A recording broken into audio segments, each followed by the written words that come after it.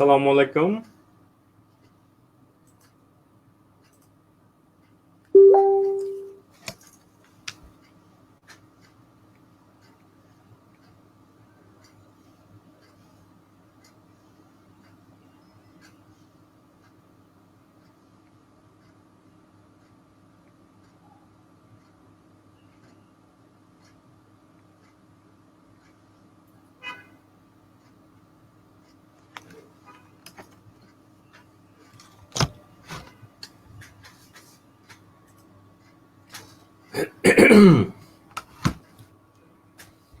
হ্যাঁ, কারা কারা আছেন, কারা কোথা থেকে ক্লাস করছেন, কোথা থেকে জয়েন করেছেন, যদি একটু লিখে ফেলেন, তাতে করে দুইটা জিনিস টেস্ট হবে। আমার সাউন্ডটা ক্লিয়ার কিনা সেটা বোঝা যাবে এবং আপনাদের সম্পর্কেও জানা হবে। কে কে আছেন? নাম লিখতে হবে না, কারণ নাম তো আছেই। কানিজ ফাতেমা, ওয়ালাইকুম আসসালাম।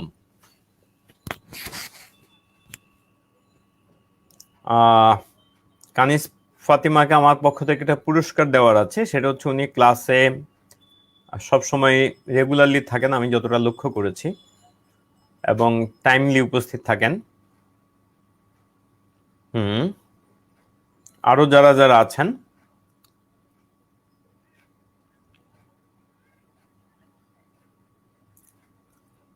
আর কিছু না হোক, কানিজ ফাতিমার জন্য দোয়া থাকতে পারে। সাইদুল ইসলাম চিটং থেকে, গোলেবাতিন মেম, ওয়ালাইকুম আসসালাম ঢাকা থেকে। হ্যাঁ, সবাই এভাবে লিখে ফেলেন। সবাই কোথা থেকে ক্লাস করছেন ঝটপট লিখে ফেলেন, দেরি করবেন না। ঢাকা থেকে, খুলনা থেকে ইমরান হোসেন ইমু, মোহাম্মদ খুরশেদ, ওয়ালাইকুম আসসালাম, আলহামদুলিল্লাহ ভালো আছি, আপনি কেমন আছেন? পড়াশোনা কেমন চলছে? Rahat Pritam, thank you for joining.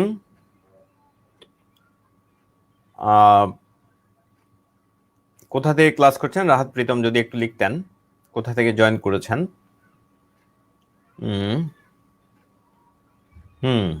আসলেই ঠিক বলেছেন কানিজ ফাতেমা, আপনি আমার জন্য দোয়া করবেন, সবার জন্য দোয়া করবেন। দোয়াই সবচেয়ে বড় উপহার। Thank you. হ্যাঁ, আর কে আছেন?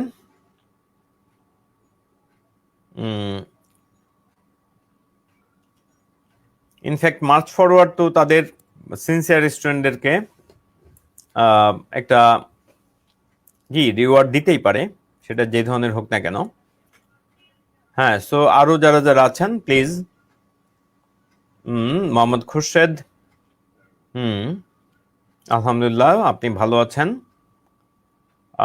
আরো যারা যারা আছেন ঝটপট। ওকে, তো 41তম বিসিএস প্রিলিমিনারি প্রস্তুতির এই ক্লাসে আপনাদের সবাইকে স্বাগতম। তাহলে আজকে আমাদের ক্লাস হলো গাণিতিক যুক্তির উপরে। গাণিতিক যুক্তি, মোশাররফ হোসেন গাজীপুর থেকে, কামরুল হোসেন শুভ বাসাবো খিলগাঁও থেকে ক্লাস করছেন। হ্যাঁ, জাযাকুমুল্লাহ খায়ের। তো এরপরে হলো গাণিতিক যুক্তির আজকে প্রথম ক্লাস। আজকে আমাদের ক্লাস হিসেবে 11 হলো, আজকে আমাদের আসলে 10 নম্বর লেকচার আমরা আলোচনা করব, এবং আজকে আমাদের আলোচনার বিষয় হলো জ্যামিতির কোন ত্রিভুজ নিয়ে। ত্রিভুজ বানানটা কি ভুল হয়েছে একটু চেক করে নেবেন আপনারা, একটু চেক করে নেবেন ত্রিভুজ বানান কি হ্রস্ব উকার দিয়ে নাকি দীর্ঘ উকার দিয়ে, এটা আপনাদের বাংলার জন্য দরকার। সো এটা চেক করে নেবেন। আচ্ছা, তাহলে সবাই লিখে ফেলেন ত্রিভুজ বানান কিভাবে, সবাই ত্রিভুজ বানানটা লিখে ফেলেন, সবাই ত্রিভুজ বানান লিখে ফেলেন। ত্রিভুজ, ত্রিভুজ। সানজিকা কামাল সিজু, আপনাকে আগে দেখেছি মনে তো পড়ে না। ত্রিভুজ, হ্যাঁ, গুলবাতিন মিম, ত্রিভুজ, ইয়েস। কামরুল হাসান, ত্রিভুজ। Very good. ত্রিভুজ মানে তিনটা ভুজ আর কি। Thank you. তাহলে আপনাদের সাথে আছে আমি যথারীতি আনোয়ারুল কবির, এই হলাম আমি। তাহলে প্রথম প্রশ্ন, দুটি সন্নিহিত কোণের সমষ্টি এক সমকোণ হলে একটিকে অপরটি কি বলে? সন্নিহিত কোণ কি, তাহলে এটা একটু জানা দরকার না? তাহলে সন্নিহিত কোণ কি? সন্নিহিত কোণ। তাহলে সন্নিহিত কোণ মানে হলো সন্নিহিত কোণ, সন্নিহিত কোণ, সন্নিহিত। সন্নিহিত বাংলার অর্থ হলো আসলে পাশাপাশি। ইংলিশে আরেকটা শব্দ ইংলিশে বলতে পারি অ্যাডজেসেন্ট, পাশাপাশি, পাশাপাশি দুইটা কোণ। তাহলে কখন সন্নিহিত কোণ বলা হবে? কথার কথা, এই যে একটা দুইটা কোণের যদি একটা কমন বাহু থাকে, এটা হলো কমন বাহু। কমন বাহু, সাধারণ বাহু বলতে পারেন বাংলায়। তো সাধারণত কমন হয়, জেনারেল হয়, যেন সাধারণ কথাটা কেমন যেন কনফিউজিং, বাংলাতে শব্দ কম। হ্যাঁ, আমি এখন সন্নিহিত কোণ সম্পর্কে আলোচনা করছি, আমাদের প্রশ্নের উত্তর আপাতত যাচ্ছি না। তাহলে কমন বাহু, তাহলে সন্নিহিত, তাহলে এটাও কিন্তু একটা সন্নিহিত কোণ হতে পারে। এই যে এটাও একটা সন্নিহিত, এখানে এখানে এটাও কিন্তু, এখানে এই যে একটা কমন বাহু আছে, বা এটাকে কমন বাহু ধরতে পারেন। যে কোনো একটা কমন বাহু ধরলে কিন্তু এখানে সন্নিহিত কোণ হয়ে যায়। হ্যাঁ, যে কোনো একটাকে, যেমন এখানে যদি আমরা এই তিনটা যদি ধরি, কথা কথা এই দুইটা কোণ যদি ধরি, তাহলে এটা হলো কমন বাহু, তাহলে সন্নিহিত কোণ। আচ্ছা, এখন বলেছে তাহলে এটাও কিন্তু সন্নিহিত কোণ। সন্নিহিত কোণ হওয়ার সাথে আসলে টোটাল মাপের কোনো সম্পর্ক নাই, আবার এটাও সন্নিহিত কোণ। তাহলে আশা করি সন্নিহিত কোণ কি জিনিস সেটা আমরা বুঝলাম। তাহলে দুইটা সন্নিহিত কোণ সমষ্টি এক সমকোণ হলে একটিকে অপরটির কি কোণ বলে? হ্যাঁ, ভেরি গুড, আপনারা অনেকে অ্যান্সার করেছেন। তাহলে দুইটা সন্নিহিত কোণের সমষ্টি যদি এক সমকোণ হয়, তাহলে এখানে একটাকে একটা, আর এই যে এক সমকোণ, তার মানে এটা 90 ডিগ্রি, 90 ডিগ্রি এভাবে চিহ্ন দেয়, এটা হলো কমন বাহু। তাহলে এটা যদি এক্স হয়, এটা হলো এক্স এর পূরক কোণ, এক্স এর পূরক কোণ, পূরক কোণ। তাহলে একটাকে একটার পূরক কোণ বলে। আর কথা কথা এটাকে যদি আমরা ওয়াই বলি, তাহলে এটা হলো ওয়াই এর পূরক কোণ, এটা হলো ওয়াই এর পূরক কোণ, ওয়াই এর পূরক কোণ। সুতরাং একটাকে অন্যটার সাপেক্ষে কি বলে? পূরক কোণ বলে। ইংলিশে বলে কমপ্লিমেন্ট, ইংলিশে বলে কি? কমপ্লিমেন্ট বা complementary angle, complement of an angle বা কমপ্লিমেন্টারি অ্যাঙ্গেল। হ্যাঁ, কমপ্লিমেন্ট বানান কিন্তু এখানে ই দিয়ে হবে, মানে এখানে আই হবে না, কমপ্লিমেন্ট, কারণ আই দিলে এটা প্রশংসা বুঝাবে। আচ্ছা, তাহলে আমরা এটা আশা করি বুঝলাম। তাহলে সন্নিহিত কোণ বুঝলাম, এবং আমরা আশা করি এই ব্যাপারটাও বুঝলাম যে পূরক কোণের ব্যাপারটা। তাহলে এই প্রশ্নটা আমরা সলভ করি। দুটি সন্নিহিত কোণের সমষ্টি, দুটি সন্নিহিত কোণের সমষ্টি দুই সমকোণ হলে একটিকে অপরটির কি কোণ বলে? হ্যাঁ, ঝটপট লিখে ফেলি সবাই। দুটি সন্নিহিত কোণের সমষ্টি দুই সমকোণ হলে একটিকে অপরটির কি কোণ বলে? আমরা ইতিমধ্যে সম্পূরক কোণ আলোচনা করে ফেলেছি, পূরক কোণ আলোচনা করেছি। তাহলে দেখেন, সম্পূরক না, সন্নিহিত কোণ আলোচনা করেছি, পূরক কোণ আলোচনা করেছি, এখানেও সন্নিহিত কোণের কথা বলা আছে। তাহলে দুই সমকোণ হলে একটিকে অপরটির কি কোণ বলে? ঝটপট করে ফেলেন, ঝটপট করে ফেলেন। Very good. Stoic, Stoic Mahtab. Mahtab, Stoic মানে কি? স্টোইক মানে কি? স্টোইকের সিনোনিম গুলো লিখে ফেলেন। স্টোইক, এটা তো আপনার নামের অংশ না। হ্যাঁ, স্টোইক কে সিনোনিম গুলো আর কি কি জানেন, লিখে ফেলেন। মাহতাব, যেহেতু আপনি একটা স্টোইক শব্দ যোগ করেছেন, মোটামুটি কঠিন শব্দ, তাহলে এটা লিখে ফেলেন। সানজিকে কামাল সিজু সম্পূরক লিখতে গিয়ে স্মু পূরক হয়ে গেছে। তো যাই হোক, এটা প্রিন্টিং টাইপিং মিস্টেক, টাইপো, এটা আমি বুঝতে পারছি। Very good. তাহলে এটা দুইটা সন্নিহিত কোণ সমষ্টি দুই সমকোণ হলে, তার মানে সিচুয়েশন এইটা, তার মানে এটা পুরাটা সরল কোণ। তাহলে অবশ্যই একটাকে একটা সম্পূরক কোণ বলে। দুইটার যোগফল হলো 180 ডিগ্রি, দুইটার যোগফল 180 ডিগ্রি, সাপ্লিমেন্টারি অ্যাঙ্গেল বা supplement of an angle. Very good. গাউসের পাশা বৃষ্টি, ঠিক বলেছেন। Very good. তাহলে তায়রা ফেরদৌস শাপলা জয়েন করেছেন। আচ্ছা, তাহলে এবার আমরা যাই পরেরটাতে। পরের প্রশ্ন কি আছে? এইবার একটি কোণের মান তার পূরক কোণের অর্ধেকের সমান, কোণটির মান কত? একটি কোণের মান তার পূরক কোণের অর্ধেকের সমান, তাহলে কোণটির মান কত? এটা করে ফেলেন সবাই। একটি কোণের মান তার পূরক কোণের অর্ধেকের সমান হলে কোণটির মান কত? সবাই করে ফেলেন।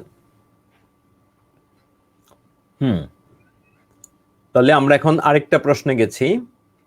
একটি কোণের মান তার পূরক কোণের অর্ধেক হলে কোণটির মান কত? সবাই লিখে ফেলেন। কোণের মান পূরক কোণের অর্ধেক। কোণের মান পূরক কোণের অর্ধেক। দীপা দাস, কামরুল হাসান শুভম,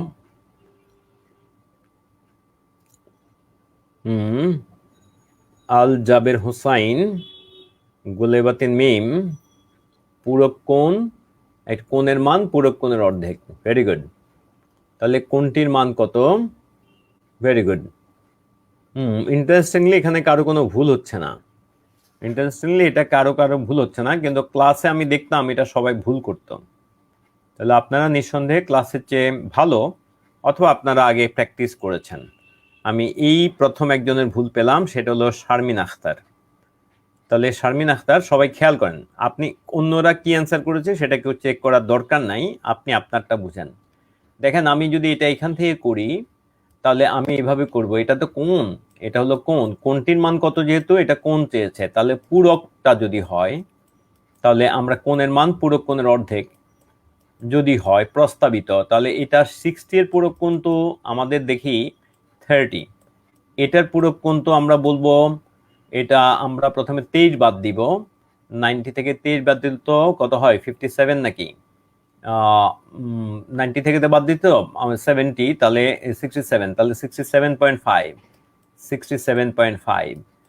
হ্যাঁ, তাহলে এরপরে দেখেন এটার মান হলো 60, এটার পুরো কোণ হলো 60, আর এটা হলো 30। এই 60 মানটা দুইবার দেওয়া আছে দুর্ভাগ্যবশত, ভেরি ব্যাড। তো এটা আমাদের টেস্ট করা লাগছে না। তো দেখেন, কোণের মান পূরক কোণের অর্ধেক, কই কোণের মান তো পূরক কোণের অর্ধেক না, বরং পূরক কোণটা কোণের মানের অর্ধেক, সুতরাং এটা হলো না। কোণের মান পূরক কোণের অর্ধেক, এটা তো অর্ধেক না, এটা হলো 3/1 এখানে হলো 3/1, একমাত্র এখানে কিন্তু অর্ধেক আছে, একমাত্র 2 নম্বরে গিয়ে অর্ধেক আছে, তাহলে এটা হয়ে গেল। আরেকটা জিনিস হলো, কোণের মান পূরক কোণের অর্ধেক, এটা যদি আমরা বলতে হয় তাহলে আমরা বলতে পারি x equal to half of পূরক কোণ, x এর পূরক কোণ লিখতে পারি xc। এখন এটা গুণ করে দিই টোয়াইস x, আর পূরক কোণ মানে 90 থেকে যে কোনো কোণের পূরক কোণ হলো 90 থেকে x বাদ দিলে যা হয়, তাহলে thrice x equal two 90, x equal two, আমি পুরা একদম গোড়া থেকে ইকুয়েশনটা নিয়ে আসলাম, x ইকুয়াল টু 30 ডিগ্রি। এটা হলো অ্যালজাব্রিকলি সলভ করলাম। কখনো কখনো অ্যালজাব্রিক ওয়েটা জানার দরকার আছে। দেখেন এখানে লিখেছি কোণ x হলো কোণটা, সেটা হলো তার পূরক কোণের অর্ধেক, তাহলে এখানে 2টা এই পাশে নিয়ে আসলাম, আর পূরক কোণ মানে হলো যে কোনো পূরক কোণের পূরক কোণ হলো 90 ডিগ্রি থেকে ওই কোণটা বাদ দিলে আমরা ওই কোণের পূরক কোণটা পেয়ে যাব। আচ্ছা, আলহামদুলিল্লাহ, তাহলে এটা আমরা করলাম, তাহলে এটা ডান। নেক্সট, কোন ত্রিভুজের 3টি বাহুকে বর্ধিত করলে উৎপন্ন বহিস্থ কোণের সমষ্টি কত? কোন ত্রিভুজকে 3টি বাহুকে বর্ধিত করলে উৎপন্ন বহিস্থ কোণ 3টির সমষ্টি কত? এখানে বহিস্থ কোণ কিন্তু 3টি বলেছে, সেটা খেয়াল করবেন। তার মানে এমন ভাবে বর্ধিত করতে হবে যেন বহিস্থ কোণ 3টি হয় আর কি। তাহলে ভেরি গুড।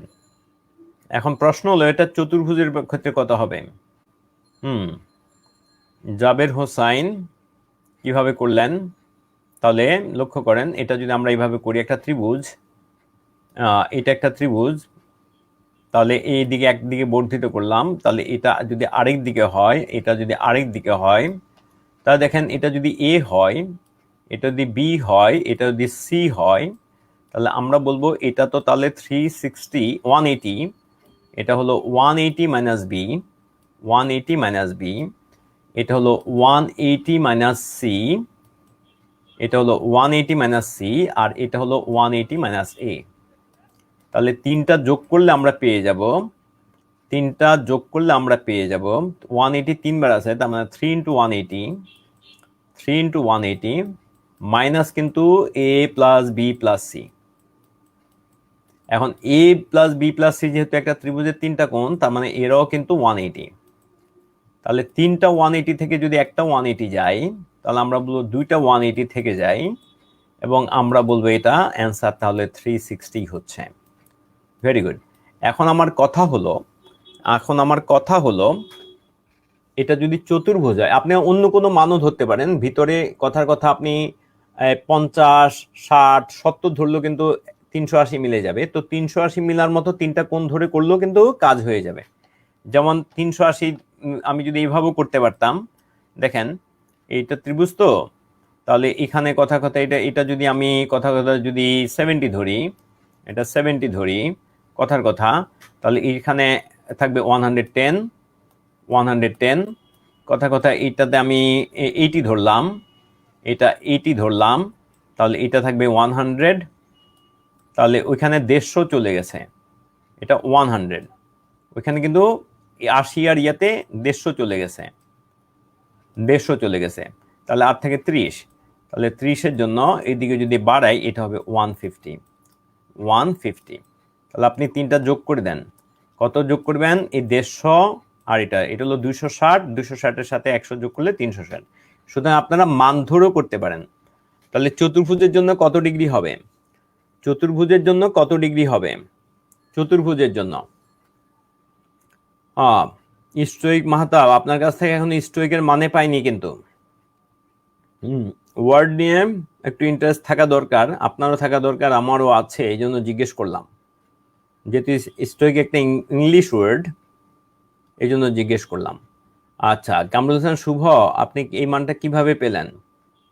Very good. আসলে ত্রিভুজ, চতুর্ভুজ, পঞ্চভুজ, ষড়ভুজ, যেই ভুজে হোক না কেন, ওই বহিস্থ কোণগুলোর যোগফল, বহিস্থ কোণগুলোর যোগফল 180 ডিগ্রি। কেন? এই 360 ডিগ্রি কেন? দেখেন এখানে আসলে একটা রোটেশন হয়, এইদিকে একটা রোটেশন, তারপর এইটা হলো বাকি অংশ, এই যে দেখেন এখান থেকে আবার এই রোটেশন, তার মানে এই যে এখন এইদিকে চলে আসলেন, এখান থেকে কিন্তু বাকি অংশ, তার মানে আবার এই লাইনে চলে গেলেন, যে লাইন থেকে শুরু করেছেন এই লাইনে চলে গেলেন। চতুর্ভুজ হলো তো একই অবস্থা। এই যে দেখেন, প্রথমে আপনি এই দিকে রোটেশন নিলেন, তারপর হলো আবার এই দিকে রোটেশন নিলেন, এখানে চলে আসলেন, তারপর এখান থেকে এই দিকে রোটেশন নিলেন, এখানে চলে আসলেন, তারপর আবার এই দিকে রোটেশন নিলেন, তার মানে ফুল রোটেশন, অর্থাৎ বৃত্তের মতোই আর কি। বৃত্তে যেরকম ফুল রোটেশনে 180 ডিগ্রি। Very good. ডিটাচড এলোক, এটার আরেকটা হলো স্টোলিডো, প্রায় একই মিনিং। স্টোলিডো একই মিনিং, ইম্প্যাসিভও একই মিনিং, ইম্প্যাসিভ, ডিটাচড, অ্যালুফ, স্টোলিড, ইম্প্যাসিভ, এগুলো একই মিনিং। এটা স্টোইক মেহতাবকে বলছি। তাহলে এটা আসলে ত্রিভুজ, চতুর্ভুজ, পঞ্চভুজ, ষড়ভুজ, 100 মানে 100 বাহু বিশিষ্টভুজ, 1000 বাহু বিশিষ্টভুজ, বৃত্ত, সবার ক্ষেত্রে কিন্তু একটা ফুল রোটেশনের, অর্থাৎ বহিস্থ কোণের যোগফল কিন্তু 360 ডিগ্রি হবে। সুতরাং এটা আপনারা মান ধরে ধরে আপনার টেস্টও করতে পারেন। আচ্ছা, এরপরে আমরা গেলাম পরেরটাতে। পরেরটা, একটি ত্রিভুজাকৃতি ক্ষেত্রের ক্ষেত্রফল 84 বর্গ গজ, মানে 84 বর্গ গজ। ত্রিভুজটির শীর্ষবিন্দু হতে ভূমির উপর অঙ্কিত লম্বের দৈর্ঘ্য 12 গজ হলে ভূমির দৈর্ঘ্য কত? ভূমির দৈর্ঘ্য কত? করে ফেলেন দেখি, সবাই করে ফেলেন। একটি ত্রিভুজাকৃতি ক্ষেত্রের ক্ষেত্রফল 84 বর্গ গজ, ত্রিভুজটির শীর্ষবিন্দু হতে ভূমির উপর অঙ্কিত লম্বের দৈর্ঘ্য 12 গজ হলে ভূমির দৈর্ঘ্য কত? তাহলে আমরা জানি, এইখানে আমরা জানি যে এই যে হাফ ইন্টু ভূমি ইন্টু উচ্চতা, half into base into height, base into height, এই হাইট মানে হলো এটা ভূমির উপর অঙ্কিত লম্ব, এটাই হলো ভূমির উপর অঙ্কিত লম্ব। ভূমির উপর শীর্ষবিন্দু হতে ভূমির উপর অঙ্কিত লম্ব, ভূমির উপর অঙ্কিত লম্ব কোত্থেকে? শীর্ষবিন্দু হতে ভূমির উপর লম্ব, কোত্থেকে? শীর্ষ থেকে, শীর্ষ থেকে, শীর্ষ থেকে ভূমির উপর অঙ্কিত লম্ব যদি h হয়, হাইট বলে, এটা হলো 84, টোটাল হলো 84। তাহলে আমাদের এই বি এর মান দেওয়া আছে, কি যেন দেওয়া আছে? ভূমির উপর অঙ্কিত লম্বের দৈর্ঘ্য 12 গজ, তার মানে এটা হলো 12 গজ। তাহলে half into B into 12, this is 84। তাহলে আমরা যদি এখানে কাটাকাটি করি, তাহলে এখানে থাকে 6, আর 6 দ্বারা এখানে ভাগ করলে হবে 14, তাহলে আমরা পাবো ভূমি ইকুয়াল টু 14 গজ। Well done. তাহলে এটা খুব বেসিক জিনিস। তার মানে আমরা কি হিসাব করলাম? আমরা হিসাব করলাম হাফ ইন্টু ভূমি ইন্টু উচ্চতা, হাফ ইন্টু ভূমি ইন্টু উচ্চতা। তাহলে এটা হলো কত? এটা হলো এটা হলো এই, এখান থেকে আমরা মান বসালাম, তাহলে ভূমি 14 গজ পেয়ে গেলাম। Very good. তাহলে এরপরে আমরা যাই আমাদের পরবর্তী প্রশ্নে, 7 নাম্বার। 7 নাম্বার কোশ্চেনটা সবাই সলভ করার চেষ্টা করেন।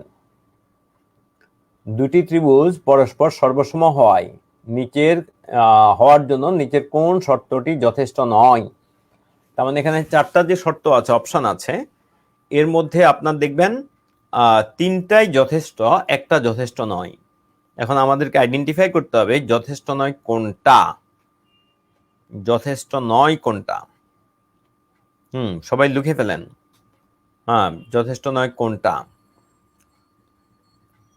যারা লিখছেন তারা কারণ সহ লিখেন, যারা লিখছেন তারা কারণ সহ লেখেন। যারা লিখছেন তারা কারণ সহ লিখেন, কারণ সহ লিখেন, কারণ সহ লিখেন।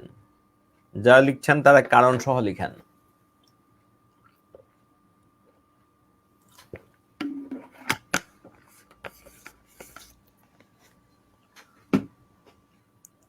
ভেরি গুড, আপনার সবার অ্যান্সার কারেক্ট হচ্ছে, কিন্তু কারণটা কারো কাছ থেকে পাচ্ছি না। আসলে ত্রিভুজের বাহুর সমতার উপরেই ত্রিভুজের সর্বসমতা নির্ভর করে। হ্যাঁ, এই কথাটাকে মাথায় রাখেন। আর কোণের সমতার উপর কিন্তু সর্বসমতা নির্ভর করে না, বরং আকৃতিগত সাদৃশ্য নির্ভর করে, যেটাকে আমরা বলি সিমিলার ট্রায়াঙ্গেল বা সদৃশ ত্রিভুজ। তাহলে কোণের সমতার উপর নির্ভর করে সিমিলারিটি, কোণের সমতার উপর নির্ভর করে সিমিলারিটি, আর বাহুর সমতার উপর নির্ভর করে সর্বসমতা। কোণের সমতার উপর নির্ভর করে আকৃতিগত সাদৃশ্য, কোণের সমতার উপর নির্ভর করে আকৃতিগত সাদৃশ্য, আর বাহুর সমতার উপর নির্ভর করে কি নির্ভর করে? বাহুর সমতার উপর নির্ভর করে হলো আপনার সর্বসমতা। তাহলে একটা ত্রিভুজের 3টা বাহু অপর, তাহলে এটা অবশ্যই সর্বসম। তাহলে এটা আমাদের অ্যান্সার না, মানে এটা ট্রু, আমাদের কিন্তু যথেষ্ট নয়, অর্থাৎ এটা সাফিসিয়েন্ট, এটা সাফিসিয়েন্ট, এই জন্য আমাদের এটা অ্যান্সার নয়। একটি দুটি কোণ ও একটি বাহু অপরটির 2 কোণ ও অনুরূপ বাহু সমান হয়। তাহলে একটি অনুরূপ বাহু যেহেতু সমান বলেছে, তার মানে এখানে আলটিমেটলি বাহু সমান হয়ে যাবে। 2টা কোণ, কথা এটা যদি একটা বাহু যদি সমান হয়, তাহলে এই যে এই কোণটা যে সমান হলো, এই কোণটা সমান হলো, তাহলে এখানেও তো আপনাকে সেই কাজটাই করতে হবে। এখানে আমার আঁকাতে হয়তো অসুবিধা হয়েছে, কিন্তু তার মানে এটাও সাফিসিয়েন্ট। একটা বাহু সমান ধরে 2টা কোণ সমান ধরলে কিন্তু আলটিমেটলি ওখানে নিয়ে পৌঁছবে। এখন যদি আপনি বলেন যে এটা সমান হলো, এটা সমান, এই কোণ সমান এবং এই কোণ সমান, তাহলে একই রকম হবে। কোণ যখন এটা আঁকতে যাবেন, এটা একটা নির্দিষ্ট বিন্দুতে ছেদ করবে, তাহলে আবার এখানে যেটা, তাহলে একটা কোণ আঁকলেন, আবার যদি আপনি এখান থেকে ওই একই কোণ আঁকেন, তাহলে এটা নির্দিষ্ট ওই বিন্দুতে ছেদ করবে, তাহলে এটাও হয়ে যাবে। তাহলে একটি দুই বাহু অন্তর্ভুক্ত কোণ যদি সমান হয়, তাহলে এটাও সমান হবে, তাহলে দুই বাহু অন্তর্ভুক্ত কোণ। কথা এই যে দুইটা বাহু, এখন যদি এই 2টা বাহু সমান, অন্তর্ভুক্ত কোণও সমান, তাহলে সবই তো সমান হয়ে গেল। এখন এখানে অ্যাড করলেই তো আমরা যে ত্রিভুজ পাবো, এখানে অ্যাড করলেও সে একই ত্রিভুজ পাবো। তার মানে এই কয়টা সাফিসিয়েন্ট। তাহলে খ কেন সাফিসিয়েন্ট না, এবার আমরা সেটা অ্যান্সার করি। খ সাফিসিয়েন্ট না হলে, দেখেন আমি এখানে ত্রিভুজ আঁকার চেষ্টা করছি, এই প্রত্যেকটা ত্রিভুজে দেখেন, প্রত্যেকটা ত্রিভুজের কিন্তু কোণগুলো সমান। আমি এখানে মোটামুটি যাদেরকে আঁকার চেষ্টা করছি, এটা কিন্তু প্রত্যেকটা ত্রিভুজের কোণগুলো সমান। হ্যাঁ, একটা সর্বসম হলেও কিন্তু কোণগুলো সমান হবে, কিন্তু ব্যাপারটা হলো কোণগুলো সমান হলে আমরা আকৃতিগত সাদৃশ্য পাই। কোণ সমান হওয়ার দ্বারা আমরা আকৃতিগত সাদৃশ্য পাই। আমরা কি পাই না? কোণ সমান হওয়ার দ্বারা আমরা আকৃতিগত সাদৃশ্য পাই, আমরা আপনার পাই না, কি বলে, সর্বসমতা পাই না, বরং আকৃতিগত সাদৃশ্য পাই। তাহলে এখানে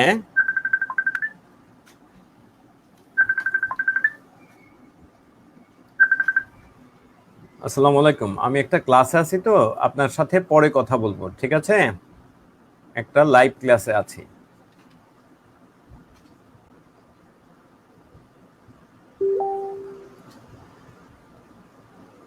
হুম,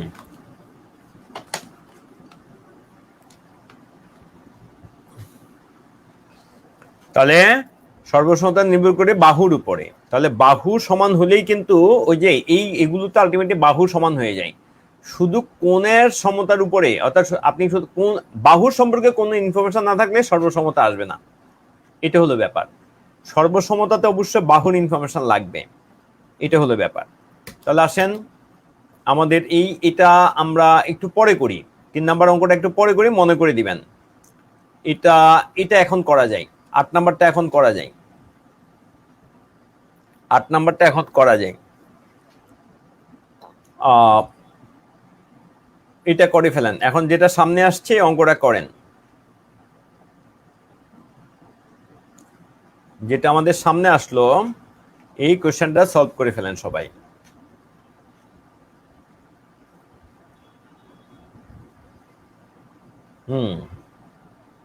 ভেরি গুড স্ট্রাইক মাহতাব।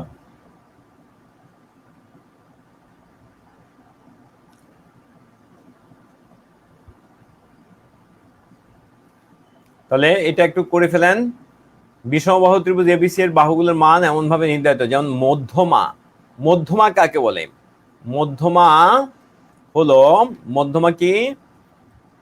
মধ্যমা হলো ত্রিভুজের ত্রিভুজের যে কোনো শীর্ষবিন্দু, যে কোনো যে কোনো শীর্ষবিন্দু, শীর্ষবিন্দু বা কৌণিক বিন্দু বলতে পারেন, শীর্ষবিন্দু বা কৌণিক বিন্দু ও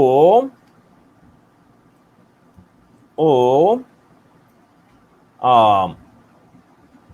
তার বিপরীত বাহু, শীর্ষবিন্দুর বিপরীতে যে বাহুটা আছে, বিপরীত বাহুর মধ্যবিন্দুর, বিপরীত বাহুর মধ্যবিন্দুর মধ্যবিন্দুর সংযোজক রেখাংশ, মধ্যবিন্দুর সংযোজক রেখাংশ, সংযোজক রেখাংশ, সংযোজক সংযোজক রেখাংশকে বলা হয় মধ্যমা।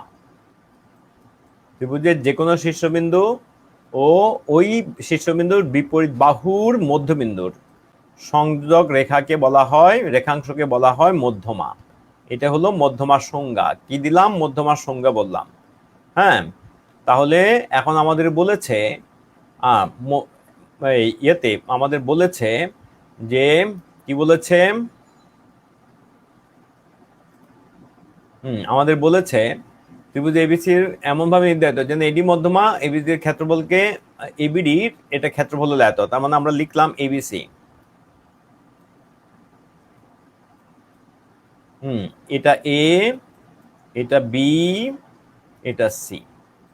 এখন এটা যেহেতু মধ্যবিন্দু হয়ে যাবে, খেয়াল করেন, তাহলে এই দুইটার হাইট তো এটা হবে। কথা কথা আমি হাইট যদি অন্য কালি দিয়ে আঁকি, আমি যদি হাইটটা যদি অন্য কালি দিয়ে আঁকি, তাহলে কোন কালি দিয়ে আঁকবো? এটা দিয়ে আঁকি, তাহলে এটাই হলো হাইট। তাহলে হাইট তো দুইটা ত্রিভুজের জন্য একই। তাহলে এটা যদি আমাদের কথা কথা আমাদের এটা এটা যদি আমাদের কথা কথা এ হয়, তাহলে এটাও এ, এটাও এ। তাহলে এই ত্রিভুজটার এরিয়া যেরকম হবে, এই ত্রিভুজটা half A H, half A H, এটাও কিন্তু হাফ এ এইচ।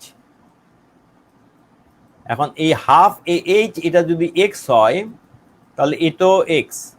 তাহলে টোটাল ত্রিভুজটার এরিয়া হলো 2x। Very good. তাহলে টোটাল এরিয়া 2x। এখন এত হিসাবের দরকার নাই। আপনি যদি একটা জিনিস জানেন, ত্রিভুজের মধ্যমা ত্রিভুজকে সমান ক্ষেত্রফল বিশিষ্ট ত্রিভুজ, দুটি ত্রিভুজে ভাগ করে। যে কোনো ত্রিভুজের মধ্যমা ত্রিভুজটিকে সমান ক্ষেত্রফল বিশিষ্ট দুটি ত্রিভুজে ভাগ করে। যে কোনো ত্রিভুজের মধ্যমা লিখে ফেলেন সবাই, সবাই লিখে ফেলেন, কমেন্ট বক্সে লিখেন। যে কোনো ত্রিভুজের মধ্যমা ত্রিভুজটিকে সমান ক্ষেত্রফল বিশিষ্ট দুইটি ত্রিভুজে ভাগ করে। যে কোনো ত্রিভুজের মধ্যমা ত্রিভুজটিকে সমান ক্ষেত্রফল বিশিষ্ট দুইটি ত্রিভুজে ভাগ করে। যে কোনো ত্রিভুজের মধ্যমা ত্রিভুজটিকে সমান ক্ষেত্রফল বিশিষ্ট দুইটি ত্রিভুজে ভাগ করে। যে কোনো ত্রিভুজের মধ্যমা ত্রিভুজটিকে সমান ক্ষেত্রফল বিশিষ্ট দুইটি ত্রিভুজে ভাগ করে। তার মানে এখন তাহলে এক অংশ এবিডি যদি এক্স হয়, বাকিটা এক্স হবে, তার মানে টোটাল ত্রিভুজটা হয়ে যাবে টোয়াইস এক্স। আচ্ছা, এবার আসেন, একটি ত্রিভুজের দুটি কোণের পরিমাণ এত হলে ত্রিভুজটি কোন ধরনের ত্রিভুজ? লিখে ফেলেন, এটা করে ফেলেন। একটি ত্রিভুজের দুইটি কোণের পরিমাণ, একটি ত্রিভুজের দুইটি কোণের পরিমাণ 35 ডিগ্রি ও 55 ডিগ্রি হলে ত্রিভুজটি কোন ধরনের ত্রিভুজ?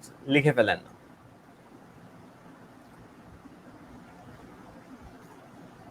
লিখে ফেলেন।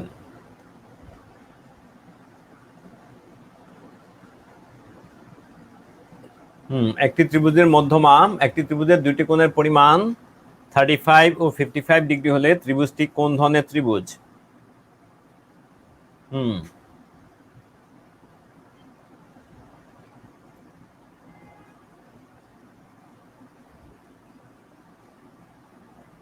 ত্রিভুজটি কোন ধরনের ত্রিভুজ? সবাই লিখে ফেলেন। Very good. তার মানে আমাদের এখানে চলে গেল, এই দুইটার যোগফল হলো 35 প্লাস 55, তার মানে এটা হলো 90, তাহলে বাকি থাকে 90, বাকি থাকে 90, তাহলে বাকিটাও 90। আপনি এভাবে করতে পারেন, x প্লাস 35, যেটা যায় না সেটা, x plus 35 plus 55 equal to যদি 180 হয়, তাহলে ত্রিভুজের তিনটা কোণ, তাহলে এখানে যেহেতু 90 হয়ে গেল, তার মানে আলটিমেটলি x ইকুয়াল টু 90। তাহলে কোন ত্রিভুজের একটা কোণ যদি 90 ডিগ্রি সমান হয়, ত্রিভুজটাকে বলা হয় সমকোণী ত্রিভুজ। আর এখানে যেহেতু তিনটা কোণ তিন রকম, একটা কোণ 35, একটা এটা, আরেকটা নাম বলা যেত বিষমবাহু ত্রিভুজ। বিষমবাহু ত্রিভুজ বললেও হইতো। তাহলে সমবাহু মাত্র সব কোণ সমান হবে, সমদ্বিবাহুতে দুইটা কোণ সমান হবে, এখানে স্থূল কোণ নাই, যার কারণে এগুলা হবে না। ভেরি গুড, তাহলে আমাদের অ্যান্সার হয়ে গেল সমকোণী ত্রিভুজ। আচ্ছা, এরপরে এটা গুরুত্বপূর্ণ মনে হচ্ছে, দেখি এখানে আর কি আছে। এটা করে ফেলেন আগে, আমি কিছু বাদ দিয়ে করছি, সেগুলাতে আসবো, আগে সহজগুলা করে ফেলি। এবিসি ত্রিভুজে এ কোণ হলো 140, বি কোণ হলো 70, এবিসি কেমন ধরনের ত্রিভুজ? এবিসি কেমন ধরনের ত্রিভুজ? 11 নম্বর কোয়েশ্চেনটা করে ফেলেন। 11 নম্বর প্রশ্ন, 11 নম্বর প্রশ্নটা সবাই করে ফেলেন। এবিসি ত্রিভুজের এ কোণ হলো 40 ডিগ্রি, বি কোণ হলো 70 ডিগ্রি, তাহলে এ সি বি কি ধরনের ত্রিভুজ? এ সি বি কি ধরনের ত্রিভুজ? সবাই করে ফেলেন।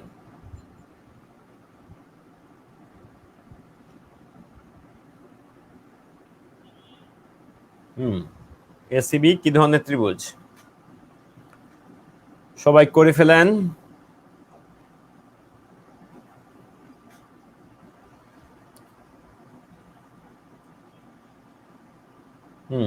Very good. তাহলে এখানে আমরা যদি অন্য কোণটা ধরি, আমরা সি কোণ, C plus 40 plus 70 equal to যদি 180 ডিগ্রি হয়, তাহলে আমরা সি ইকুয়াল টু বলবো 180 থেকে 110 বাদ, তার মানে 70 ডিগ্রি। তাহলে সি কোণ যেরকম 70 ডিগ্রি, এরকম বি কোণও তো 70 ডিগ্রি, তাহলে দুইটা কোণ সমান মানে তাদের বিপরীত বাহু সমান, তার মানে সমদ্বিবাহু ত্রিভুজ। কোন ধরনের ত্রিভুজ হলো? অবশ্যই সমদ্বিবাহু ত্রিভুজ। ভেরি গুড, আশা করি আমরা এটা সবাই বুঝতে পারছি, একদম বেসিক জিনিস। এইবার আমরা কি করব? আচ্ছা, তাহলে এইবার আমরা এটাকে ধরি।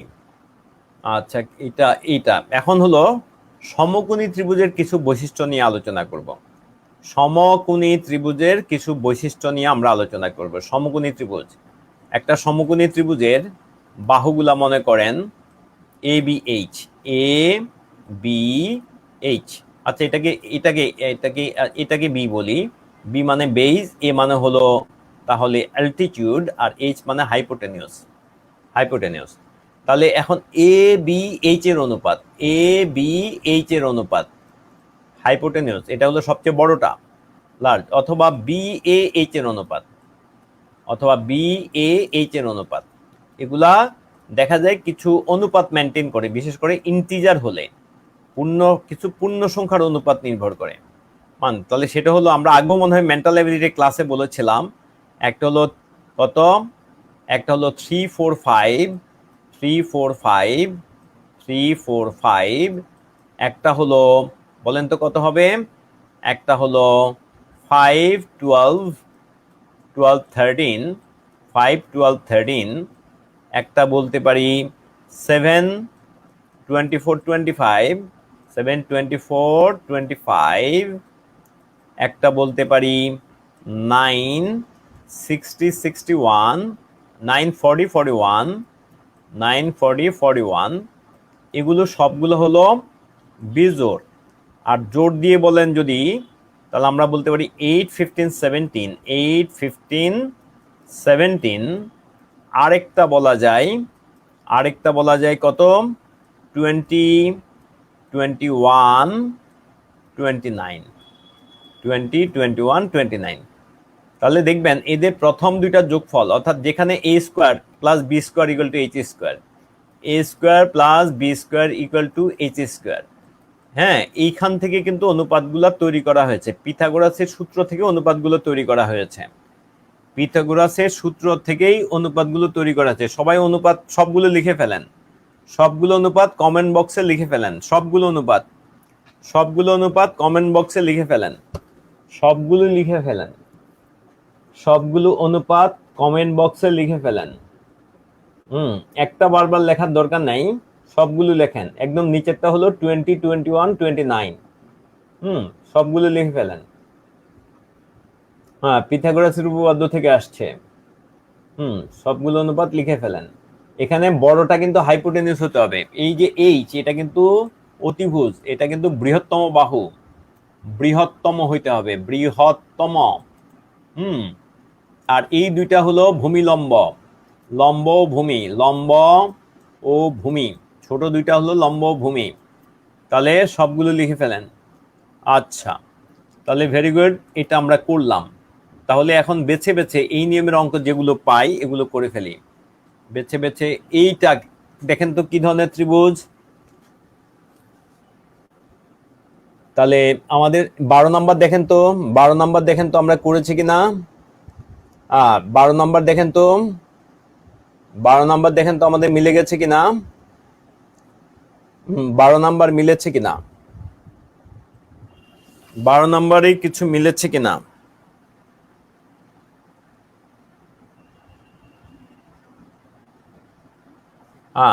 ভেরি গুড, এটা 8 15 17-এরই ত্রিভুজ। 8 15 17, তার মানে আমাদের অ্যান্সার হলো সমকোণী ত্রিভুজ, সমকোণী ত্রিভুজ। এদিকে কি আর আছে, এই নিয়মের এদিকে আর নাই। আচ্ছা, এইবার আমরা যাই এখানে এই অঙ্কটা 10 নাম্বার দেখেন তো। কোন ত্রিভুজের বাহুগুলোর অনুপাত নিচের কোনটি হলে ত্রিভুজটি সমকোণী ত্রিভুজ হবে, এটা দেখেন তো। কোন ত্রিভুজের বাহুগুলোর অনুপাত নিচের কোনটি হলে ত্রিভুজটি সমকোণী ত্রিভুজ হবে, করে ফেলেন। কোন ত্রিভুজের বাহুগুলোর অনুপাত নিচের কোনটি হলে ত্রিভুজটি সমকোণী ত্রিভুজ হবে, কোন ত্রিভুজের বাহুগুলোর অনুপাত নিচের কোনটি হলে ত্রিভুজটি সমকোণী ত্রিভুজ হবে। Very good. এখন এটা না দিয়ে কিন্তু এটাও দিতে পারতো, 6 8 10ও দিতে পারতো, একই অনুপাত কিন্তু। অর্থাৎ তাহলে একটা অনুপাত থেকে আরেকটা অনুপাত তৈরি করা যায়। আচ্ছা, গুড। এখন আমি এটারই একটা কাজ দেব, দেখি এখানে আর কোন অঙ্ক কি এরকম আছে, আর কোন অঙ্ক না, আর কোন অঙ্ক এরকম নাই।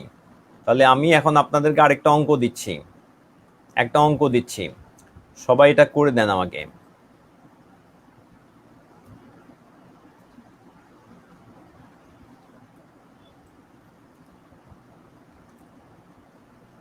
এটা হলো কথা 78, এটা হলো 78, এটাও 78,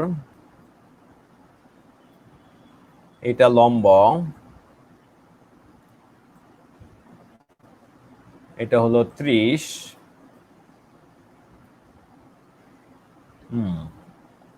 তাহলে কত হয় দেখেন তো।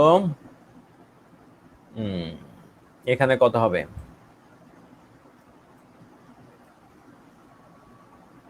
মানে এই এই এই ভূমিটা কত হবে? ভূমিটা কত? ভূমিটা সবাই বের করেন। গেল কই? মার্চ ফরওয়ার্ড গেল কই?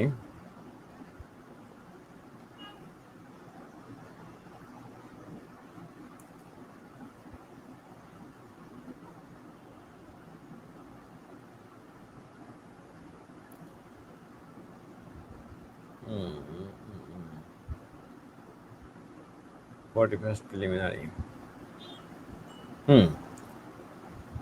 এটা করে ফেলেন।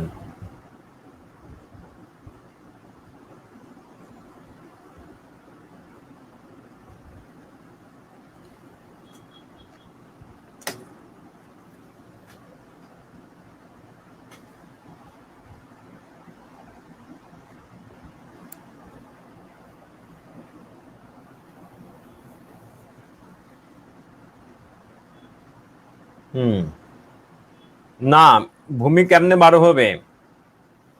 ভূমি কেমনে 12 হবে?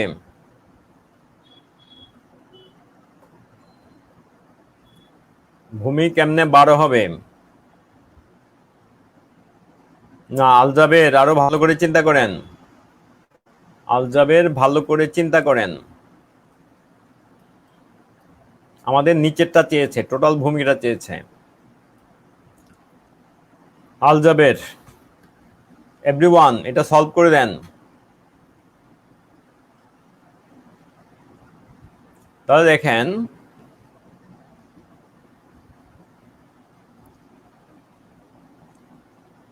লম্ব লম্ব, এটা তো লম্ব, তো এখানে যে কোণটা তো 90 ডিগ্রি দেওয়া আছে। এই বক্স মানে বৃষ্টি, এই বক্স মানে কিন্তু 90 ডিগ্রি।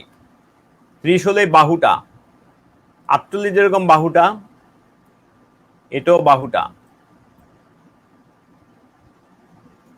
কাউসার পাশা বৃষ্টির জন্য বললাম।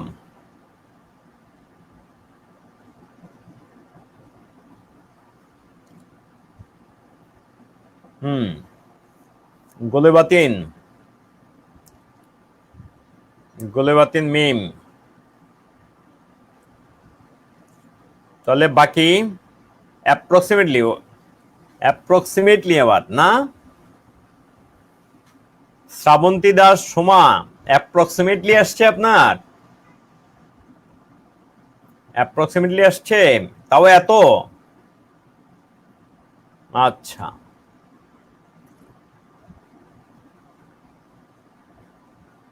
তারেফের তো শাপলা কত আসছে? 72 প্লাস 72। আচ্ছা দেখি, তাহলে এটা যেহেতু সমকোণ, দেখেন এটা সমকোণ হলে এটা তো সমকোণ, তার মানে আমরা সমকোণী ত্রিভুজ দুইটা পাচ্ছি, যে কোনো একটা ধরে হিসাব করি। 30, একটা ঘর খালি রাখলাম, একটা ঘর খালি রাখলাম, আর হলো 78, কেন 78 কিন্তু 72 ইয়েটা, তাহলে কত দ্বারা ভাগ যায় দেখেন তো, কত দ্বারা ভাগ যায়? দুইটার গসাগু কত? 6, এখানে 5, আর এখানে দেখেন ভাগ করলে 13 হয়, তাহলে মাঝখানেরটা হলো 12, তাহলে মাঝখানেরটা হলো কত? 6 দ্বারা ভাগ করছি না, তাহলে মাঝখানেরটা হলো 12। এখন তাহলে আমরা এখান থেকে নির্দ্বিধায় বলতে পারি এটা যেহেতু 6 গুণ, এটাও 6 গুণ। এখানে তাহলে 6 গুণ হলো 72। দেখেন এখানে 6 গুণ হলো 72। Very good. তার মানে এই দিকেও 72, এই দিকেও 72, তার মানে 72 72 144। একমাত্র তাহেরা ফেরদৌস শাপলা এবং পরে কিন্তু জাবেরেরও হয়েছে। Very good. তাহেরা ফেরদৌস শাপলাই সবার আগে করেছেন। হ্যাঁ, তাহলে বাকিরা বাকিরা এটা কেন ভুল করেছেন? তাহলে স্টোইক স্টোইক ওইখানে কিন্তু এক পাশ হলো 12 ইন্টু 6, কিন্তু এটা এক পাশ এরপরে। Very good. 12 ইন্টু 6 হলো এক পাশ। তো আলহামদুলিল্লাহ, তাহলে আমরা এই অ্যাপ্লিকেশনটা বুঝেছি। এখন সমকোণী ত্রিভুজের আরেকটা খেলা আছে, সেটা আমরা এখন ইউজ করব। সমকোণী ত্রিভুজের আরো একটা ব্যাপার আছে, সেটাই এখন আমরা ব্যবহার করব। একটা সমকোণী ত্রিভুজের এটা ত্রিকোণমিতিতে অনেক কাজে লাগে, এবং ত্রিকোণমিতির কাজটা এগুলা দিয়ে সেরে ফেলা যায়। 36 কাজটা এটা দিয়ে সেরে ফেলা যায়। এটা মনে করেন 90 ডিগ্রি, যদি আমার একাতে মনে হচ্ছে না, যদি আমার একাতে মনে হচ্ছে না, সবচেয়ে ছোট বাহু কোনটা? এই 30-এর বিপরীতটা এক্স, এটা হবে x√3 আর এটা হবে 2x। অর্থাৎ একটা সমকোণী ত্রিভুজের কোণগুলো যদি হয় 30, 60, 90, 30, 60, 90, বিয়োগ না, একটা সমকোণী ত্রিভুজের তিনটা কোণ 30, 60, 90 এই যদি হয়, তাহলে বিপরীত বাহু হবে, ওই কোণগুলোর বিপরীত বাহু হবে, আমরা জানি ক্ষুদ্রতম কোণের বিপরীত বাহু ক্ষুদ্রতম, তাহলে এটা যদি হয় এক্স, তাহলে এটা হবে x√3, এবং এটা হবে 2x। হ্যাঁ, এটা হবে 2x। তাহলে কথাটা এইভাবে বলা যায়, 30-এর বিপরীতে যা হবে 60-এর বিপরীতে তার √3 গুণ হবে, এবং 30-এর বিপরীতে যা হবে 90-এর বিপরীতে তার ডাবল হবে। লিখে ফেলেন, 30-এর বিপরীতে যা হবে তাকে √3 দ্বারা গুণ করলে 60-এর বিপরীত বাহু পাওয়া যাবে, এবং তাকে 2 দ্বারা গুণ করলে 90-এর বিপরীত বাহু পাওয়া যাবে। 30-এর বিপরীত বাহু 30 ডিগ্রি কোণের বিপরীত বাহুকে √3 দ্বারা গুণ করলে 60 ডিগ্রি কোণের বিপরীত বাহু পাওয়া যাবে, এবং 30 ডিগ্রি কোণের বিপরীত বাহুকে ডাবল করলে অর্থাৎ 2 দ্বারা গুণ করলে 30 ডিগ্রি কোণের বিপরীত বাহুকে যদি √3 দ্বারা গুণ করি তাহলে 60 ডিগ্রি কোণের বিপরীত বাহু পাওয়া গেল, আর 30 ডিগ্রি কোণের বিপরীত বাহুকে যদি ডাবল করি অর্থাৎ 2 দ্বারা গুণ করি তাহলে 90 ডিগ্রি কোণের বিপরীত বাহু পাওয়া গেল। তাহলে এই জিনিসটা আমরা এখন ব্যবহার করব। এই জিনিসটা ব্যবহার করার জন্য তাহলে আমরা কোথায় যেতে পারি? প্রথমে কোথায় যেতে পারি? আমরা প্রথমে মনে হয় এটাতে দেখেন তো। আচ্ছা, এটার আগে এটা দেখেন, এটাই দেখেন, আগে এটা দেখেন, আগে 4 নাম্বার অঙ্কটা দেখেন। এই অঙ্কটা সবাই করে ফেলার চেষ্টা করেন। হ্যাঁ, এই অঙ্কটা সবাই করার চেষ্টা করেন।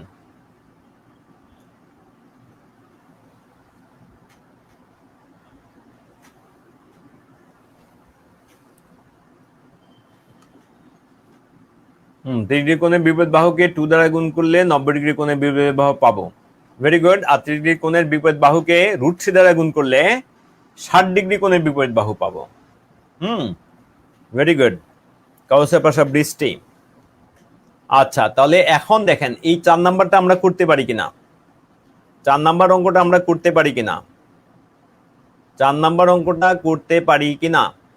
বিকোণ 90 ডিগ্রি বলা আছে, বিকোণ 90 ডিগ্রি বলা আছে, এবং দেখেন এসি হলো এবি এর ডাবল, তার মানে এটা এক্স হলে এটা হলো 90 ডিগ্রি কোণ। দেখেন এই যে এটা হলো 2x, তার মানে কি এটা x, এটা যেহেতু 2x, এই যে এবি সমান যদি x হয় তার মানে এটা তো 2x হয়ে গেল।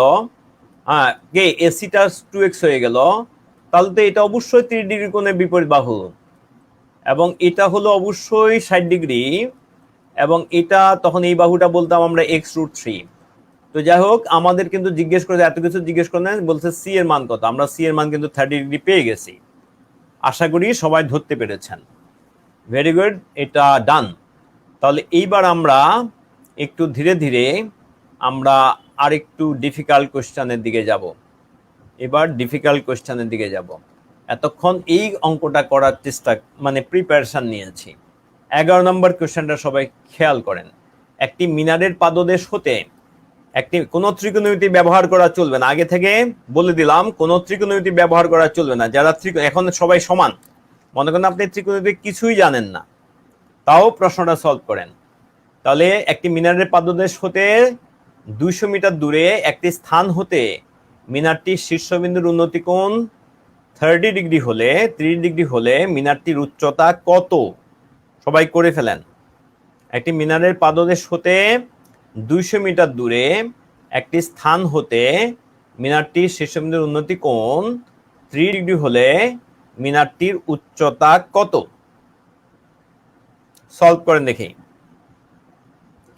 এভরিওয়ান সলভ করেন।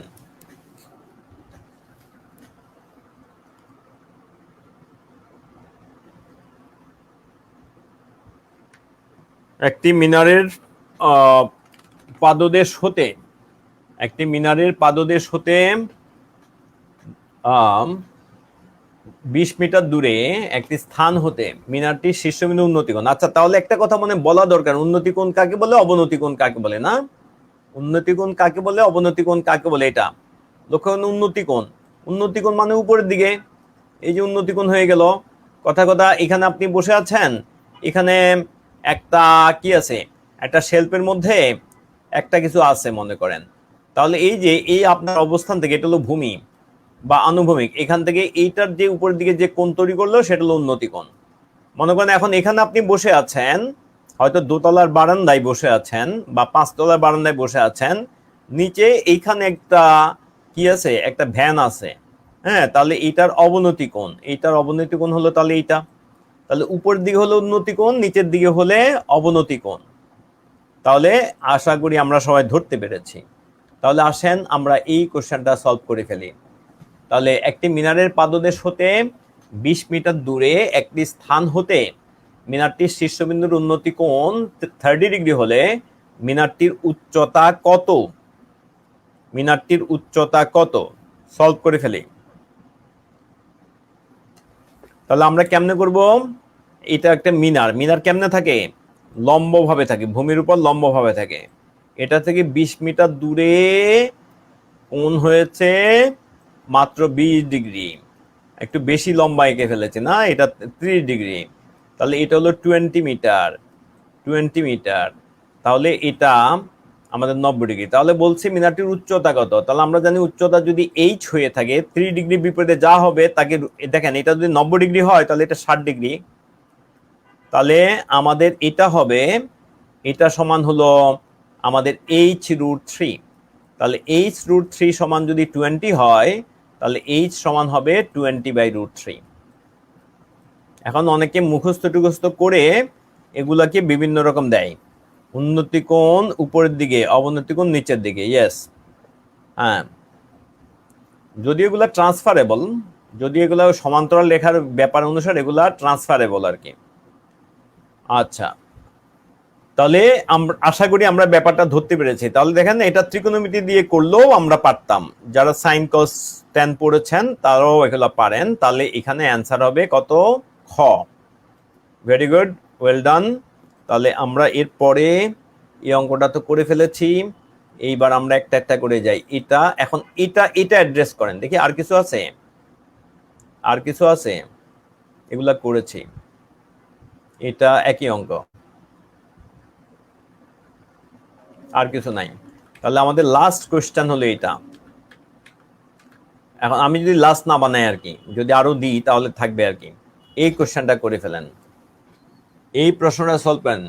হ্যাঁ, শুধু ওই কেউ সূত্র ব্যবহার করবেন না। সূত্র মানে হলো, আমি সূত্র বলতে বুঝাচ্ছি, কেউ হয়তো সমবাহু ত্রিভুজের সূত্র জানেন, ওইভাবে আমি চাই না আপনাদের কাছে।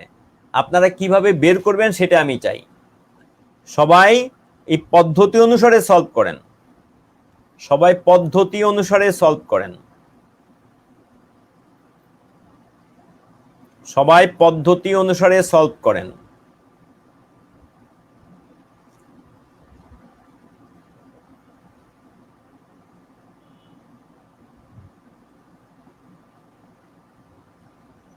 পদ্ধতি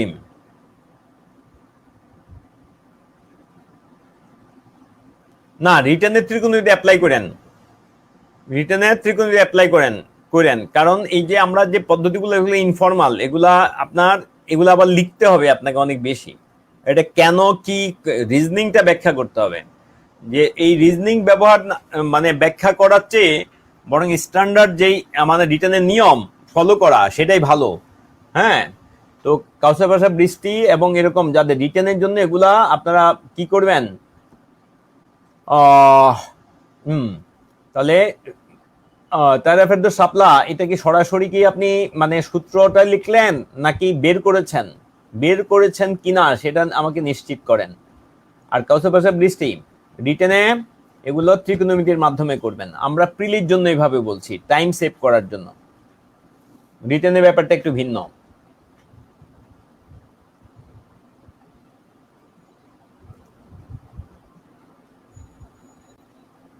না, মুখস্থ আছে তো, মুখস্থ করলে তো আপনার ইয়া হবে না।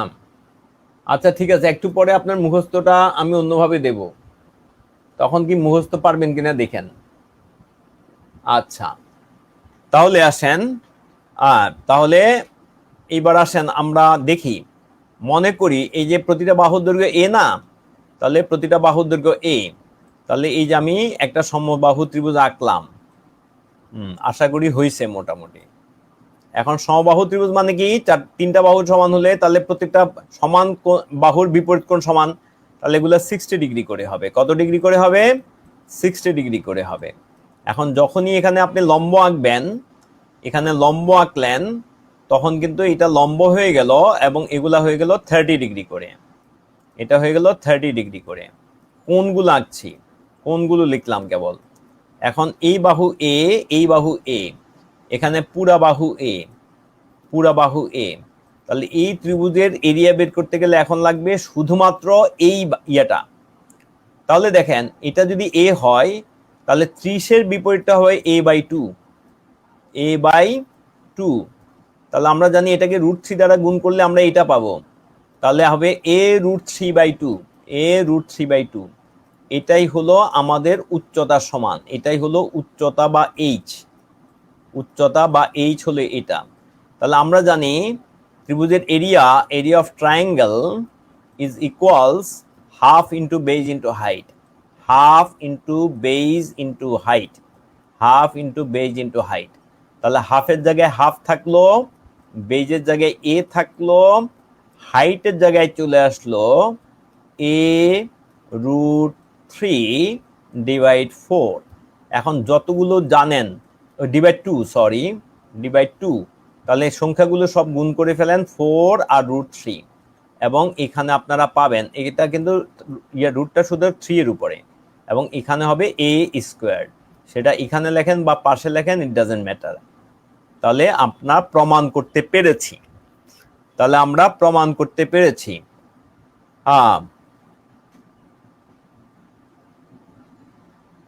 হ্যাঁ, আমি তো পিথাগোরাসই ব্যবহার করলাম, আমি তো পিথাগোরাস ব্যবহার করলাম, আমি যেটা ব্যবহার করেছি সেটাও পিথাগোরাস। হ্যাঁ, সেটাও পিথাগোরাসের একটা ফর্ম, কারণ ওইটা তো পিথাগোরাস না। হ্যাঁ আপনি ঠিক বলেছেন, আমরা তাহলে সেটা হচ্ছে ওইটা ভালো, তাড়াতাড়ি পারা যায়। তাই তো সাপলা আপনার জন্য বলছি, এটা পিথাগোরাস অ্যাপ্লাই করলে আপনি এটা লিখতেন আর কি, আপনি লিখতেন যে আমাদের height equal to √a² minus এটা, তাহলে a²/2, a²/4, তাহলে আপনি আলটিমেটলি ওইখান থেকে যেতেন। হ্যাঁ, পিথাগোরাস অ্যাপ্লাই করতে যাবে না কেন?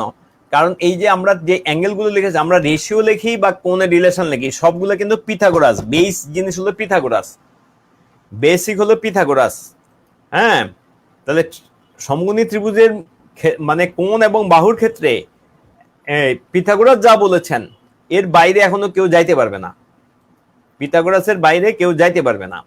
আচ্ছা, তাহলে যেহেতু এত কথা বলে ফেললাম, তাহলে আরেকটা জিনিস দিই, আরেকটা জিনিস, এটা তো করেছি করেছি করেছি, তাহলে আরেকটা জিনিস, আর তো মনে হয় কিছু নাই। আচ্ছা, তাহলে একটা অঙ্ক দেব ফাইনালি, একটা অঙ্ক। আপনি এই ত্রিভুজটার ক্ষেত্রফল বের করেন, এই ত্রিভুজটার ক্ষেত্রফল বের করেন। আচ্ছা এখানে দিলাম, কত দেব, এখানে দিলাম 30, এখানে দিলাম 30, আর এখানে দিলাম 60 ডিগ্রি। কোনটা হলো 60 ডিগ্রি, আর কোনটা হলো 60 ডিগ্রি, আর বাহুগুলো হলো 30-30। তাহলে এটা কত হবে, এই ত্রিভুজটার এরিয়া কত হবে, সবাই বের করে দেন। কাউসার পাশা বৃষ্টি কোনটার কথা বলছেন, নাম্বার বলেন, নাম্বার বলেন, কোনটার কথা বলছেন? ও ওইটার কথা, সমবাহু ত্রিভুজের কথা, সমবাহু ত্রিভুজ না, সমবাহু ত্রিভুজ তো মুছে দিলাম। তো যাই হোক, আরেকবার বলছি আপনার জন্য, এটা হলো এ, এটা এ। এখন এটা যদি আপনি লম্ব আঁকেন, এগুলা তো 60 করে, এগুলা 60, এটাও 60, কেন সমবাহু ত্রিভুজের কোনগুলা ইয়েগুলো 60, এটাও পুরাটা এ। এখন আপনি এই হাইটটা বের করে ফেলবেন। এখন এটা তো আমরা a/2 পাবো, কেন? ওই সমবাহু বলেন আর সমদ্বিবাহু বলেন, সমান দুই কোণের সমান দুই কোণের যে ছেদবিন্দু, সমান দুই বাহুর যে ছেদবিন্দু, তার থেকে যদি বিপরীত বাহু পুরো লম্ব আঁকেন তাহলে বিপরীত বাহুটা সমদ্বিখণ্ডিত হবে। অর্থাৎ সমবাহু এবং সমদ্বিবাহুতে শীর্ষবিন্দুর থেকে ভূমির উপর অঙ্কিত লম্ব ভূমিকে সমদ্বিখণ্ডিত করে। এখন পিথাগোরাস বা যেটাই ব্যবহার করেন না কেন, 30-60 যেটাই ব্যবহার করেন না কেন, আপনি এটা পাবেন হলো a√3/2। হয় এটা দিয়ে এটাকে √3 গুণ করেন অথবা পিথাগোরাস অ্যাপ্লাই করেন। তাহলে এখন হাফ ইন্টু ভূমি হলো a, আর উচ্চতা হলো, আমরা এরিয়ার জন্য বলছি, উচ্চতা হলো a√3/2। তাহলে আলটিমেটলি কি দাঁড়ালো? 4 দাঁড়ালো, এখানে √3 দাঁড়ালো, আর এখানে a স্কোয়ার হয়ে গেল। তাহলে দেখেন সূত্র এটাই। আচ্ছা, তাহলে আশা করি সবাই ধরতে পেরেছেন। এবার আসেন, বারবার মুছে দিচ্ছি, এবার আসেন আমি কোনটা যেন একটা অঙ্ক দিয়েছিলাম, কোথায় দিয়েছিলাম, কোথায় একটা অঙ্ক লিখেছিলাম, এই যে এটা। এখানে বাহুগুলা হলো সব ইয়ে করে, দুইটা বাহু দিয়েছি, এগুলা দুইটা 30 করে, আর তাদের মধ্যবর্তী কোণ যদি 60 হয় তাহলে এই ত্রিভুজটার ক্ষেত্রফল কত? এটা 3 হলো, এটা আমরা এটাকে একটা একক দিয়ে দিই তাহলে আরো ভালো হয়। এটা একক হলো এত সেন্টিমিটার, এত সেন্টিমিটার। তাহলে এখন এরিয়া কত হবে সবাই লিখে ফেলেন, এরিয়া কত হবে সবাই লিখে ফেলেন, এরিয়া কত হবে? তাহলে মনে রাখবেন যে কোনো ত্রিভুজের ক্ষেত্রফলকে আমরা এইভাবেও রিলেট করতে পারি। ত্রিভুজের ক্ষেত্রফল হলো হাফ ইন্টু, মানে দুইটা বাহুর গুণফল, হাফ ইন্টু দুই সন্নিহিত বাহুর গুণফল, দুই মানে এখানে এই দুই সন্নিহিত বাহুর, দুইটা সন্নিহিত বাহুর গুণফল, এখানে দুইটা কিন্তু দুই গুণ না, দুইটা সন্নিহিত বাহুর গুণফল, সন্নিহিত বাহুর গুণফল, বাহুর দৈর্ঘ্যের গুণফল, আমি সংক্ষেপে গুণফল লিখলাম, গুণফল ইন্টু ইন্টু সাইন, তাদের মধ্যবর্তী কোণের সাইন, তাদের মধ্যবর্তী কোণের সাইন, তাদের মধ্যবর্তী কোণের সাইন লিখে ফেলেন, মধ্যবর্তী কোণের সাইন। সাইন যদি না জানেন আমি বের করে শিখিয়ে দেবো, অসুবিধা নাই। মধ্যবর্তী কোণের সাইন, কোণের সাইন। অর্থাৎ আমরা বলতে পারি half into AB sine theta, half into AB sine theta. AB হলো দুইটা সন্নিহিত বাহু, এবি হলো দুইটা সন্নিহিত বাহু, তাহলে হাফ ইন্টু আমাদের লাগবে হলো এ হলো 30, এখানে বিও 30, আর সাইন 60 ডিগ্রি লাগবে, সাইন 60 ডিগ্রি। এই সাইন মানে কি? সাইন মানে হলো বিপরীত বাহু বাই অতিভুজ, লম্ব বাই অতিভুজ বলা যায়, বিপরীত বাহু বাই অতিভুজ আরো ভালো, বিপরীত বাহু বাই অতিভুজ, অতিভুজ। তাহলে আমরা সাইনটা জাস্ট বের করে দিচ্ছি। তো মনে করেন এই যে 60, এটা যদি 60 হয়, এটা একটু এখানে আঁকি, এটা যদি 60 হয়, কোনটাকে 60 ধরবো? ঠিক আছে, এটাকে 60 ধরি। তাহলে এটা যদি 60 হয়, এটা হলো 30, এটা 30। এখন এই নিচেরটা যদি x হয়, এটা হবে তাহলে একটু মুছতে হবে, জায়গা হচ্ছে না, এগুলোর দরকার নাই, এগুলো অলরেডি যথেষ্ট ব্যাখ্যা করেছি, দরকার নাই। এবি হলো সন্নিহিত দুই বাহু, আর থিটা বলতে হলো এবি যে বাহু দুইটা আছে তাদের মধ্যবর্তী কোণের সাইন। আচ্ছা, তাহলে আমরা আবার লিখছি, তাহলে সাইন থিটা, তাহলে এই যে একটা কোণ আঁকলাম, এটা হলো 30, তাহলে এটা যদি 30 হয় ডিগ্রি, এটা হলো 90 ডিগ্রি, এই বক্স দিলে 90 ডিগ্রি মনে করবেন, এটা হলো 60 ডিগ্রি। তাহলে এটা যদি হয় x, এটা হবে x√3, আর এটা হলো টোয়াইস x। তাহলে দেখেন ওই যে বলেছি সাইন ইকুয়াল টু, আমরা কি বলেছি, sine theta equal to sine 60 equal to আমরা বলেছি বিপরীত বাহু বাই অতিভুজ। এই যে বিপরীত বাহু বাই অতিভুজ, তাহলে বিপরীত বাহু বাই কত? 60 বিপরীত বাহু হলো x√3 আর অতিভুজ হলো 2x। কেউ যদি জানেন তো ভালো, কেউ যদি জানেন ভালো, না জানলে আমি এখন যেটা দিয়েছি সেটা না জানার জন্য। তাহলে এখন এই থিটা কেটে যদি আপনি 60 লেখেন তাহলে আমরা বলবো, কোথায় গেল, তাহলে আমরা বলবো থিটা কেটে যদি 60 লেখেন তাহলে 60, তাহলে আপনার আলটিমেটলি চলে আসবে হাফ ইন্টু, এটাও কেটে নেন 15,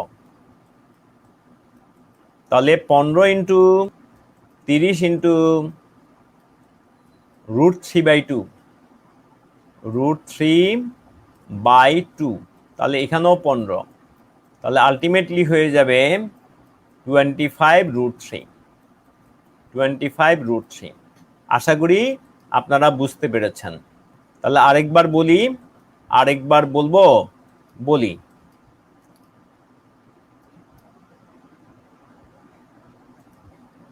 বলেছিলাম একটা সমদ্বিবাহু ত্রিভুজের দুইটা বাহু হলো যথাক্রমে 30 এবং 30, এগুলা সেন্টিমিটার করে, এবং মাঝখানে কোণ বলেছিলাম 60 ডিগ্রি, বলেছি এর ক্ষেত্রফল কত। আমাদের ত্রিভুজের এরিয়ার সূত্র হলো এখানে হাফ ইন্টু AB, মানে দুইটা সন্নিহিত বাহু এবং তাদের মধ্যবর্তী কোণের সাইন, মানে সাইন 60।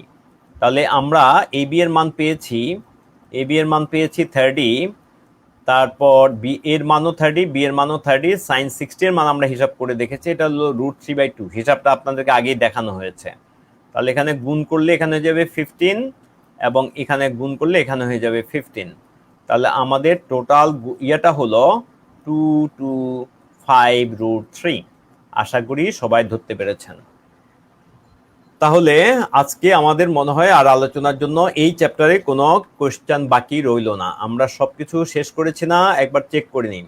তাহলে এটা করেছি করেছি করেছি করেছি করেছি করেছি করেছি করেছি করেছি করেছি করেছি, এগুলো সব করা হয়েছে। তাহলে ঠিক আছে, তাহলে আজকে এই পর্যন্ত। Thank you so much. তাহলে ভালো থাকেন। হ্যাঁ, আচ্ছা, শেষ করার আগে কারো যদি কোনো প্রশ্ন থাকে, শেষ করার আগে কারো যদি কোনো প্রশ্ন থাকে ঝটপট বলে ফেলেন। শেষ করার আগে কারো যদি কোনো প্রশ্ন থাকে ঝটপট বলে ফেলেন।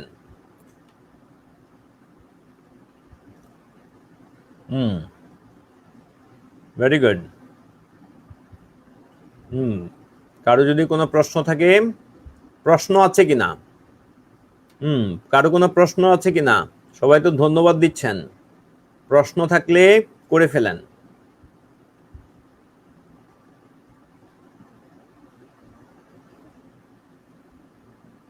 আলহামদুলিল্লাহ, কামরুল হাসান শুভ, এটা অব্যাহত রাখেন। হ্যাঁ, শুভরাত্রি, আপনাদেরকে ধন্যবাদ। কেউ কোনো প্রশ্ন করতে রাজি নাই, মনে খিদা পাইছে। হ্যাঁ, খিদা লাগছে না? খিদা লাগছে অনেক না?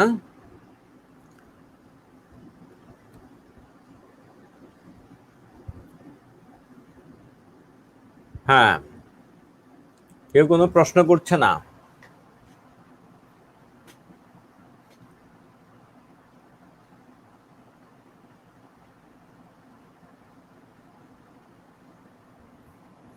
তাহলে ঠিক আছে, ভালো থাকেন। আপনার যেহেতু প্রশ্ন করবেনই না, তাহলে ভালো থাকেন, অনেক ভালো থাকেন।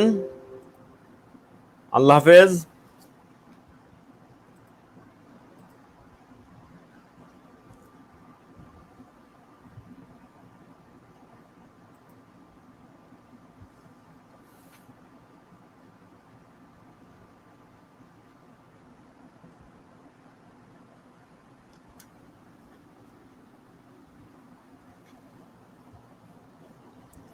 বিন্যাস সমবের সম্ভাবনার উপরে আলজাবের, বিন্যাস সমবের সম্ভাবনার উপরে তো আমরা ক্লাস করেছি।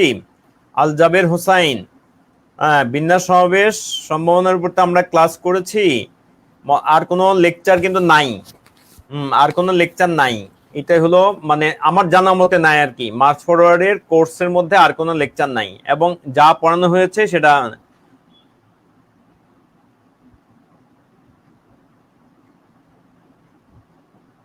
আপনার একাডেমিক পরীক্ষা কিসের? একাডেমিক পরীক্ষা কিসের? সামনে একাডেমিক পরীক্ষা সমান লেখা সামন মানে এই কার্ডটা আসে নাই আর কি, তো আমি বুঝে নিয়েছি একাডেমিক পরীক্ষা সামনে, এই জন্য। তো কিসের একাডেমিক পরীক্ষা? অনার্স নাকি?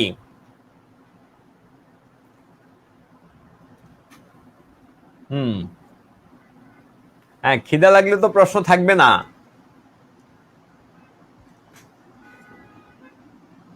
তো ঠিক আছে, কারো কোনো প্রশ্ন পাই নাই। থ্যাংক ইউ সো মাচ, ভালো থাকেন, আল্লাহ হাফেজ, আসসালামু আলাইকুম। 3-2 এর, আচ্ছা ঠিক আছে, আল্লাহ হাফেজ। তাহলে অনেক আগে শুরু করে দিয়েছেন বিসিএস না? আচ্ছা, টার্গেট কি ফরেন ক্যাডার নাকি?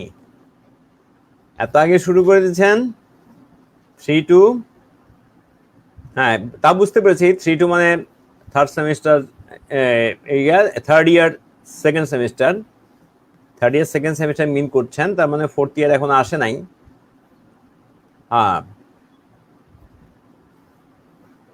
কিসে অনার্স? কিসে অনার্স? কিসে?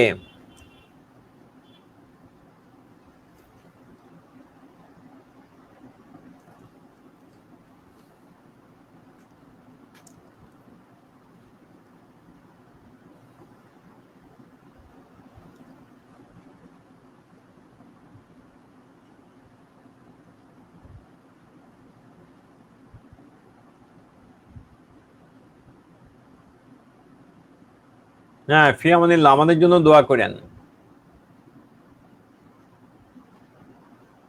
41তম এক্সামের আগে আর লেকচার নাই আমাদের, দোয়া করবেন। না, ম্যাথ আছে তো, ম্যাথ আরো আছে তো আপনাদের।